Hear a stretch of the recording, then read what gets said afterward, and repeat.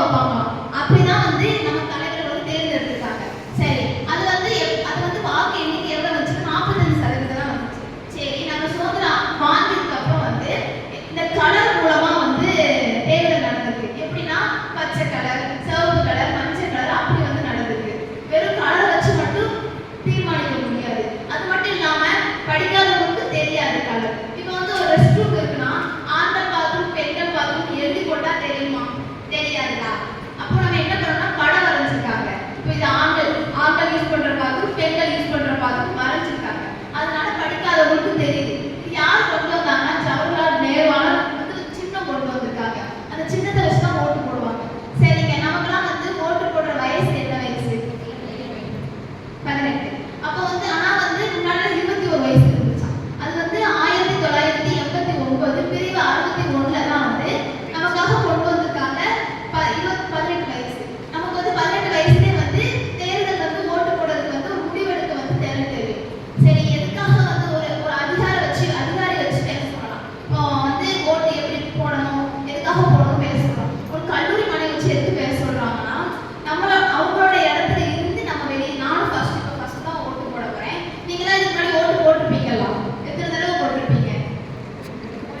2 தடவை போட்டிருப்பீங்க. நான் இப்பதான் முதல் தடவை போட போறேன். அதனால வந்து அவங்களோட இடத்துல இருந்து ஒரு கல்லூரி மாணவி இடத்துல இருந்து பேசுறதுக்காக அனுப்பி வச்சிருக்காங்க. இப்போ வந்து ஒரு 14 கல்லூரி நான் முடிச்சுட்டேன். இப்போ இங்க வந்து 15 கல்லூரி, 16 கல்லூரி, இங்க வந்து 15வது கல்லூரிக்கு வந்திருக்கேன். சரிங்க, இப்போ படிச்சவங்களை விட படிக்காதவங்களை விட படிச்சவங்க தாங்க இந்த ஓட்டு போடுறதுக்கு வந்து ரொம்ப புறக்கணிக்காங்க. எதுக்காக தெரியுமா? இப்போ வந்து நம்ம தேர்தல் ஓட்டு போட போறோம்னா ஒரு நாள் லீவ் கொடுப்பாங்க. அப்படித்தானே? ஒரு நாள் லீவ் என்ன பண்ணுவாங்கன்னா படிக்காதவங்க கூட சரி அவங்களுக்கு அன்னைக்கு வேலை இருக்கும். அவங்களுக்கு எதுக்கு விடுமுறை? அவங்களுக்கு விடுமுறை கிடையாது. விவசாய வேலை பார்ப்பாங்க. அவங்க 4 மணிக்கு எழுந்திரிச்சிட்டு எல்லா வேலையும் வீட்டில் உள்ள வேலையெல்லாம் முடிச்சுட்டு 7 மணிக்கு போய் தன்னோட ஓட்டை வந்து ஃபர்ஸ்ட் நாளா போட்டுருவாங்க. ஆனால் இந்த படிச்சவங்க என்ன பண்ணுவாங்க தெரியுமா? ஒரு நாள் லீவ் கொடுத்துருக்காங்க, நம்ம வெளியே எங்கேயா போவோம், சுற்றுலாவுக்கு போவோம் அப்படின்னு போயிட்டு ஓட்டு போட மாட்டாங்க. ஆனால் இப்போ வந்து நம்மளாம் வந்து ஆணும் பெண்ணும் சமமாக தான் இருக்கும். சொத்துல கூட வந்துருச்சு, ஆணும் பெண்ணும் சமம் வாங்குற மாதிரி வந்துருச்சு. ஆனால் மேற்கத்திய நாடுகள் எப்படி நடக்குது? ஆண்கள் மட்டும்தான் ஓட்டு போடணும், பெண்கள் போடக்கூடாது. அதுவும் ஆண்கள் கருப்பா இருந்தா போடவே கூடாது அப்படின்னு கொண்டு வந்திருக்காங்க. அதுக்கப்புறம் வந்து சிங்கப்பூர் ஆட்சியெல்லாம் நீங்க கேள்விப்பட்டிருக்கீங்களான்னு தெரியல. அங்க வந்து எப்படி தெரியுமா? ஓட்டு போடுறதுக்கு வந்து அவங்க வந்து ஓட்டு போட போல லேட் ஆயிடுச்சு, ஒரு 10 மணி அப்படி ஆயிடுச்சுன்னா அறிவிப்பு வந்துகிட்டே இருக்கும். நம்ம போடாத வரைக்கும் அறிவிப்பு வந்துகிட்டே இருக்கும். சரி, ஒரு 5:30 மணி ஆயிடுச்சு. என்ன பண்ணுவாங்க தெரியுமா? நம்ம ஆச்சுன்னா ஒன்றும் பண்ண மாட்டாங்க. சரி, ஒரு ஓட்டு தானே அப்படின்னு இருப்பாங்க. ஆனா அவங்க என்ன பண்ணுவாங்கன்னா யோசிக்காம நம்மளோட குடியுரிமை வந்து ரத்து செய்யப்படும்.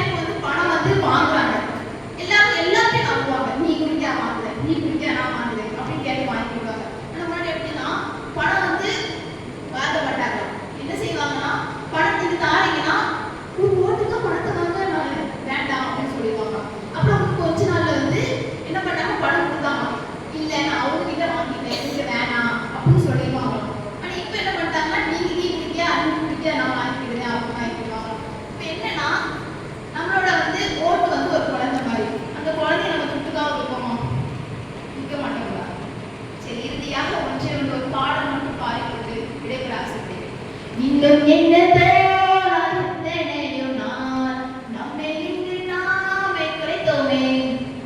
நம்ப முடியாத நம்மால் முடியாத நாளை வெல்லும் நாளை செய்வோமே. வந்தால் மலையாய் வருவோம், வீழ்ந்தால் விதையாய் வீழ்வோம், மீண்டும் மீண்டும் எழுவோம் எழுவோம். எதுக்காக இந்த பாடல்னா நம்மளுடைய விளையாட்டு ஒண்ணு இருக்கும், ஜல்லிக்கட்டு. அது வந்து நமக்கு கொடுக்கல. ஆனா என்ன பண்ணோம், போராடி தானே எல்லாம் ஒன்றா நின்று தானே போராடி தானே வாங்கணும். அதே மாதிரி தனித்தனியா நம்ம வந்து தனித்தனியா நிற்காம எல்லாரும் ஒன்றா நின்று நம்மளுடைய தலைவரை நேர்மையா தேர்ந்தெடுக்கணும். நமது வாக்கு நமது உரிமை. வாய்ப்பளித்த நல்ல